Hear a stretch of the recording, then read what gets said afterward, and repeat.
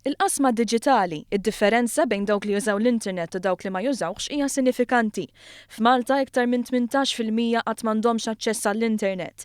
Biktar minn 64% tal-individwi ta' bejn 65 u 74 sena mhumiex jużaw l-internet u għaldaqstant ma jistgħux jaċċessaw servizzi offruti tal-e-government. L-Awtorità Maltija dwar il-komunikazzjoni qed tieħu diversi inizjattivi bilan li tindirizza din l-isfida u dawn kienu spjegati f'laqgħa tal-Membru Parlamentari Ewropew Mirjam Dalli.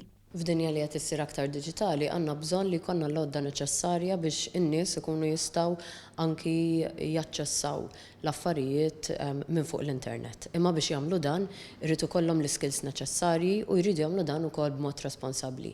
U naħseb li l-Awtorità ta' Komunikazzjoni għadha taħdem propju fuq dan l-aspett. B'reazzjoni għal dan Dalli enfasizzat li huma meħtieġa iktar inizjattivi li jistgħu jissaħħu l-inklużjoni diġitali għall-anzjani u l-persuni b'diżabilità biex permezz tal-ICT tiġi żgurata l-parteċipazzjoni tagħhom fis-soċjetà. Edward Woods, chairman tal-MCA, qal li l-ħidma tal-awtorità se tkompli bit-tnedija ta' numru ta' proġetti li jimmiraw lejn nies marġinati biex bekk l-ICT jibda jagħmel id-differenza anki fil-ħajja tagħhom.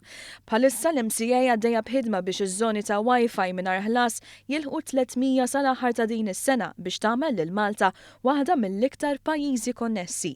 Jidher li l-awtorità se tkun qed taħdem fuq miri ġodda bilan li iżjed ċittadini jibbenefikaw minn żoni ta' Wi-Fi mingħajr ħlas. Fi kliem Mirjam Dalli, proġetti bħal dawn huma pass pożittiv għaliex jilħqu setturi ta' nies differenti, inkluż persuni bit-tħul baxx. Anke aħna mill-Parlament Ewropew ninsistu ħafna drabi dwar il-ħtieġa li jkun hemm soluzzjonijiet fuq l-internet għaċ-ċittadini tagħna biex nagħmlu l-ħajja aktar faċli għan-nies.